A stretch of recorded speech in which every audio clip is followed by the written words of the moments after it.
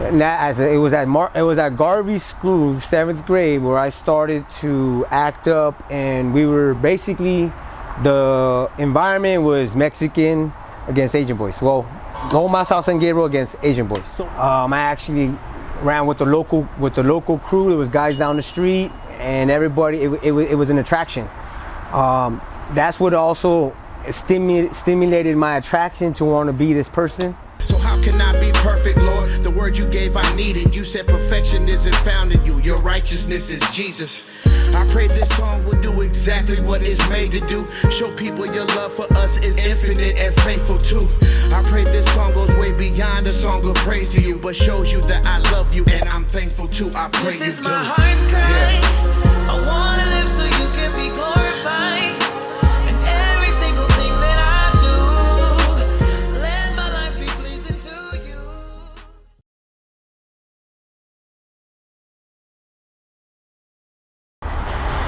All right, so here we are with Raymond, aka Stalker. Go ahead and introduce yourself and let us know a little bit about yourself, how old you are, stuff like that, where you were born. Government name is Reynaldo Osorio Jr.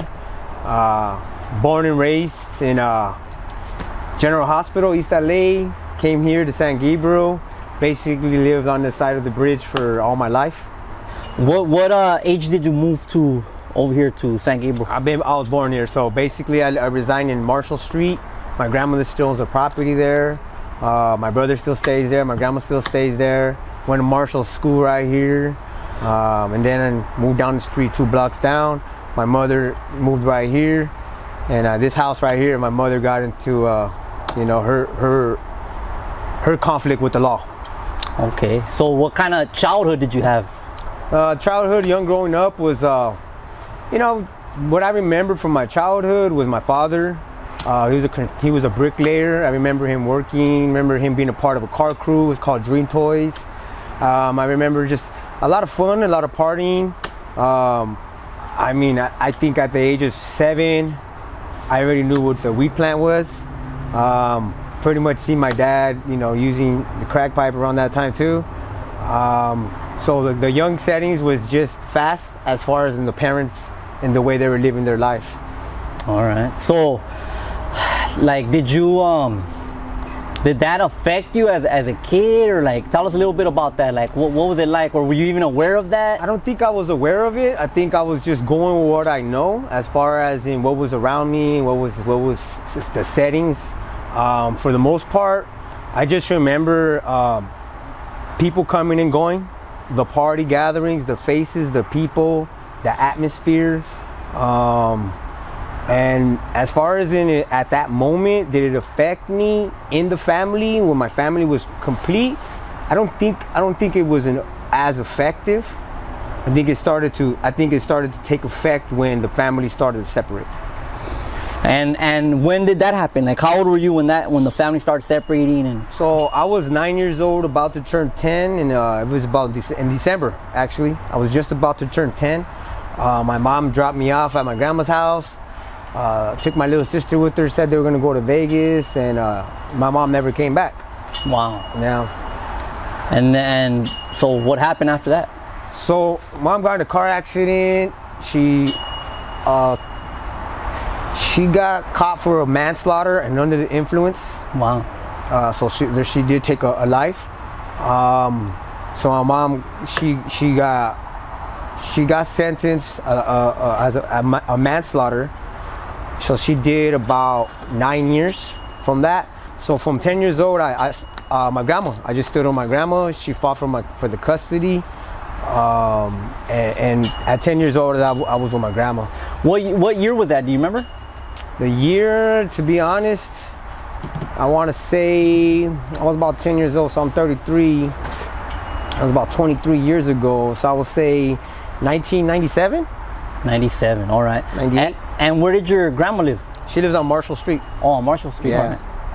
So, I know a little bit, pretty much some of your story, your upbringing, but just for the viewers' sake, I know that you, at one point, you started getting into like going into different I guess, group homes and Yeah. stuff like that. So tell us a little bit about that. So grandma couldn't handle me. She was an old Mexican, typical old Mexican lady, old yeah. fashioned lady. You know, showed me how to pray at night. You know, but about 12 years old. I say about 11. Started at 11 years old. You know, I started.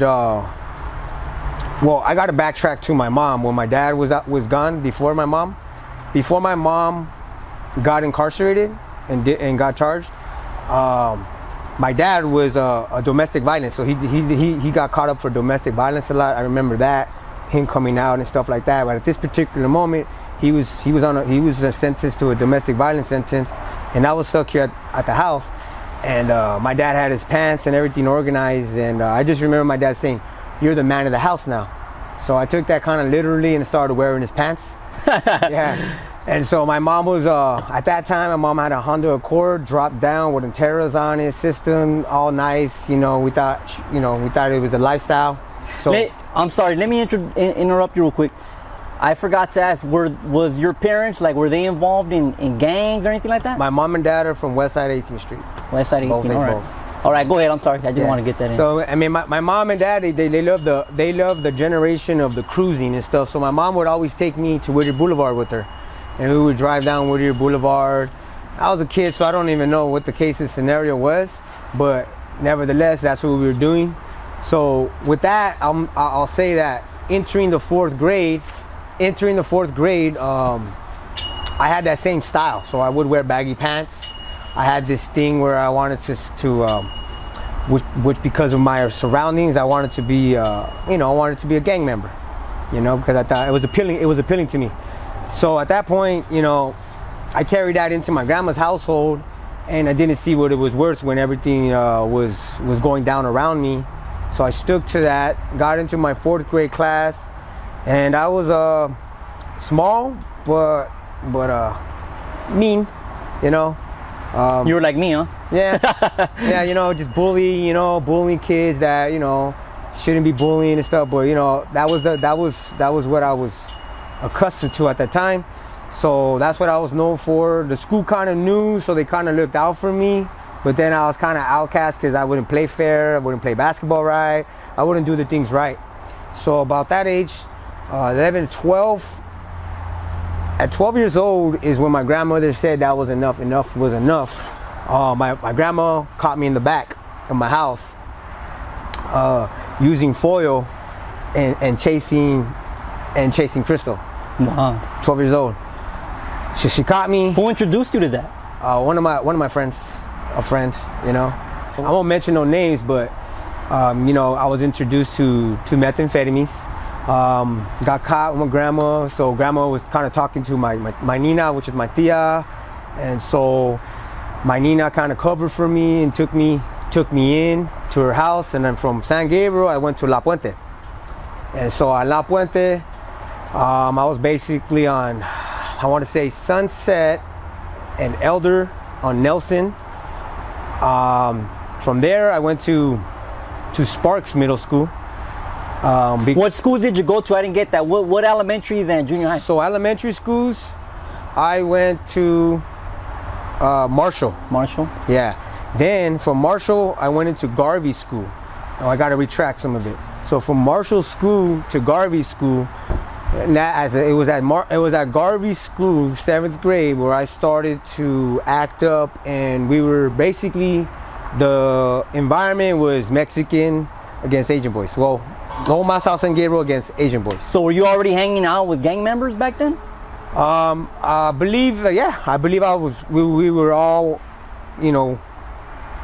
claiming, or some were claiming to be from the neighborhood, but weren't really from it at the time, but we came to school with that setting. What neighborhood again, just for the viewers' sake? So it was Loma South San Gabriel. All right. Which, for those of you who don't know, that's where I was from. So this is my little big homie right here. Little homie. So for the most part, but I never claimed it. I hung out with the guys there, so I kind of got introduced with the pot world, the party world, the hangout world there, and then again, so at the school, this is how I ended up at my Nina's house, really. So after I got caught by my grandma with the methamphetamines, then I went to school and I stomped out a Chinese kid on the bleachers, and basically they were gonna expel me. That was in Puente or right here? That was here in Garvey. In Garvey, okay. Yeah, so this is after this incident in Garvey school, which I was gonna be expelled. My brother moved me.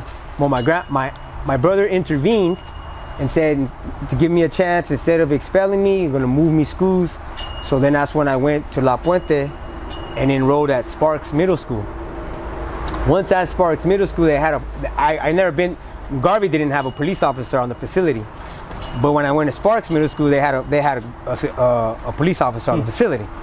So having that said, that I was basically told that I can only go to school half day because I was like an at-risk kid, which kind of didn't serve me well, because I would get off of school at half day, and then not only that, you had more time on your hands. Not only that, is that the officer kind of like pulled me to the side, searched me, and made everybody know that this guy's trouble. Be away from him. He singled you out. Which attracted all the wrong people to me. Did you have problems with anybody out there, like as far as gangs? Nope. No problems out there, man. It was actually vice versa.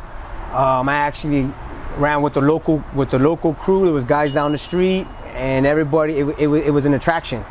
That's what also stimulated my attraction to want to be this person. So being there, I was wrong. I'm wrong. I apologize, Nina. Basically, my aunt was a hard worker. My uncle was a hard worker. I would have ditching parties. The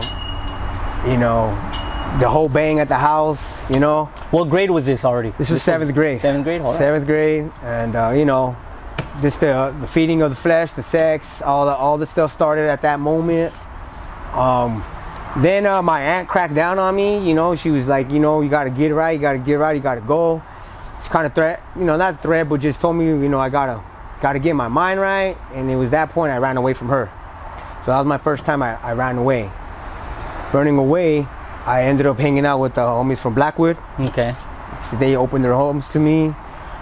Basically just roaming around. At that time, the fair was there. Got a little taste of the fair, got a little taste of all the cliques, got a little taste of all the environment in Puente. Were you backing up Lomas at that time or not yet? No. There's no. The whole thing about Lomas South San Gabriel comes back later after a lot of experiences. Okay, we'll get to that. So yeah. But I got to experience a lot of different scenarios. Hanging around Puente, got to taste that. Sleeping here, sleeping there, learning who's who, learning what's what.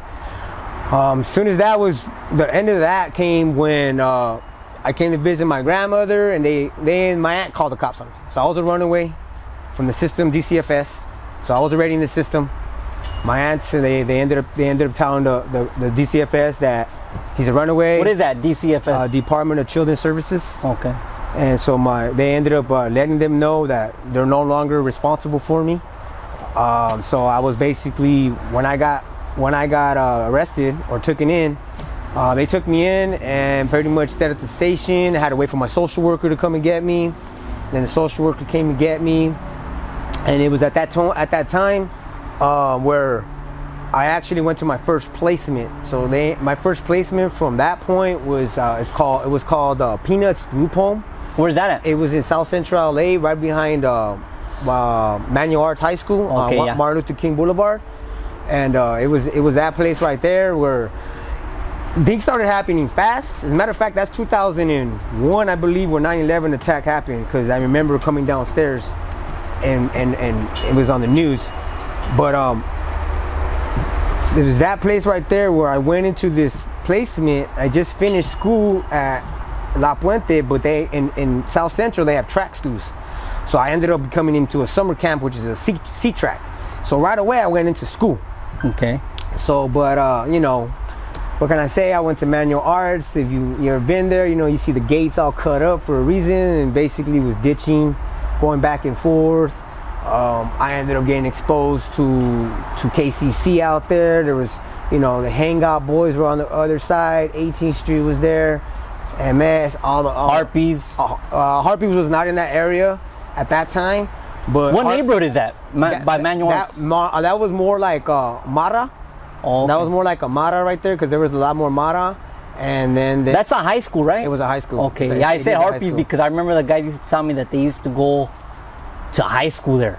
So that's why I was. Yeah, I mean, there was a lot of different gangs there, but the gang in the street area was more like Amara, 18, KCC, and then Hangout Boys was on it, and then the 40s, of course, the 40s and everybody else that was right there. So there, you know, I got the taste of being a part of a foster home. You know, the allowances and the staff getting recognized with the system and how they operate. So that was a foster home, or was that a group home or placement? It was a group home. Okay, group home. Six kids in the house. You know, you Yeah. get your bed.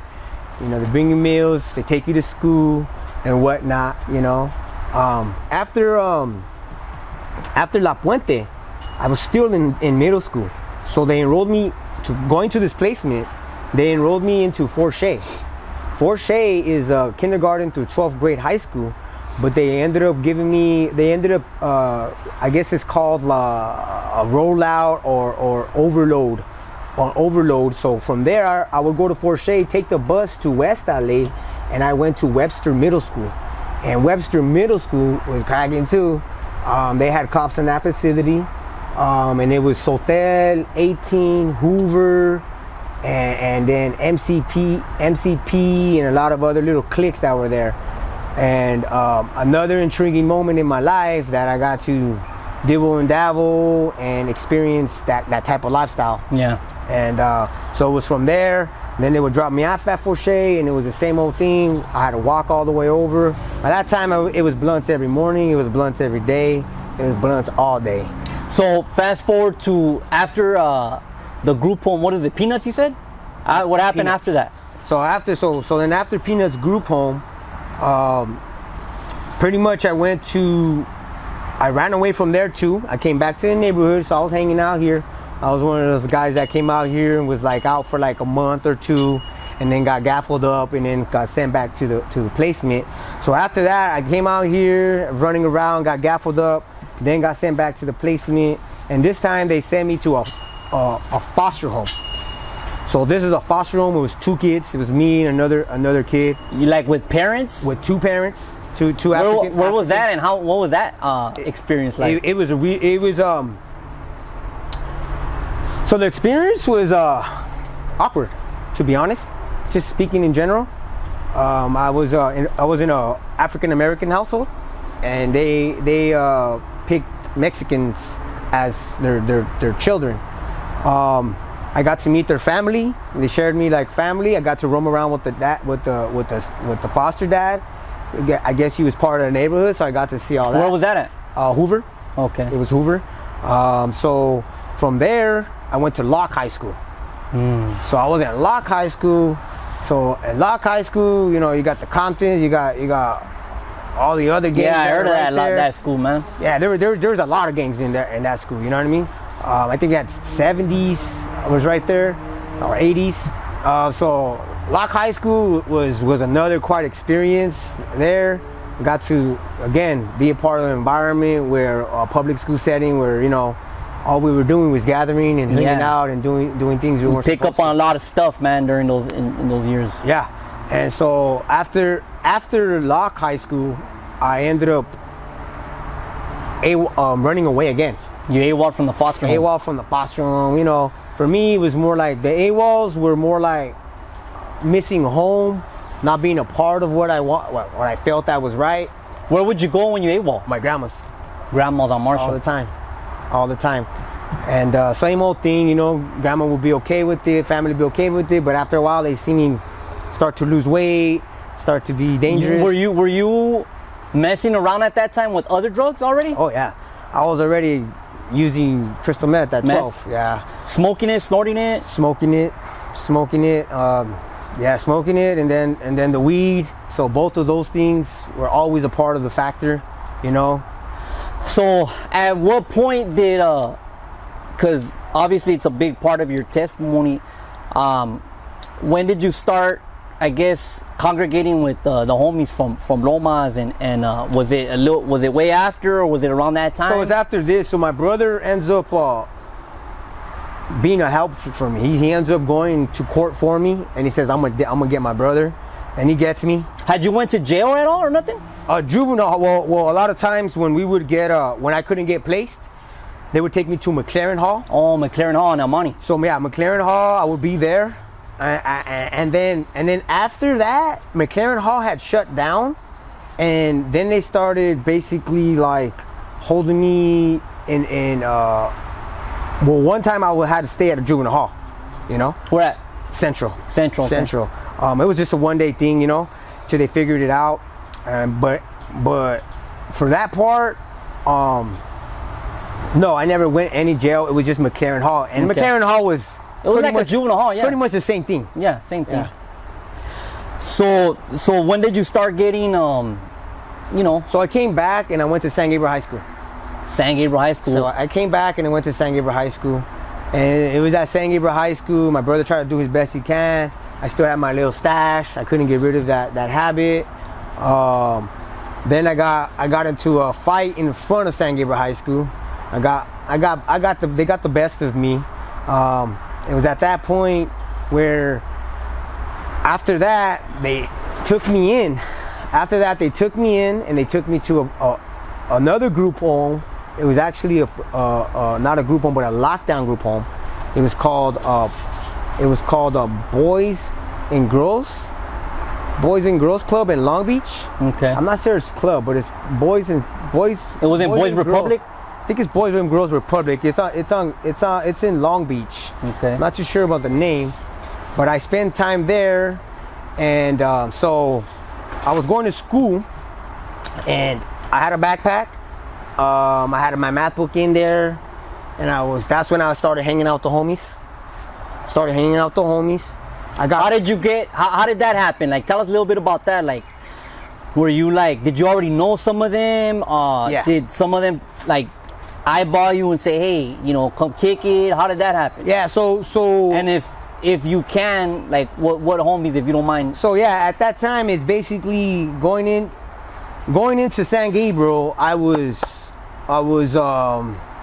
okay with who I was, kind of. So I'm home now, you know. Mm-hmm. And so that at that time, it was a crew. There was a tagging crew. It was called TCD, right? And then it turned into SYS, and then it went into LSD. I remember LSD. Yeah. So when LSD happened, that's when I started really hanging out with the homies, the Santa Ana brothers, and everybody else that was hanging around. The Fern Boys. Guzman, yeah, the Fern Boys. And so it was at that point where it was traveling from this side of the bridge to the other side of the bridge, hanging out, chilling. Did I meet you? Had I already met you? Because I remember I met you young. You guys were young. Had I met you around that time already or no? Probably so, maybe a little bit after the fact. Okay. Because I was at that time, it was just riding scooters from here to over there. Then we started learning how to use a dent puller and a screwdriver. But it was at that point where I had my book from San Gabriel and I left it at the homie's house, and I had a one-shot Dillinger, and I left it in the backpack.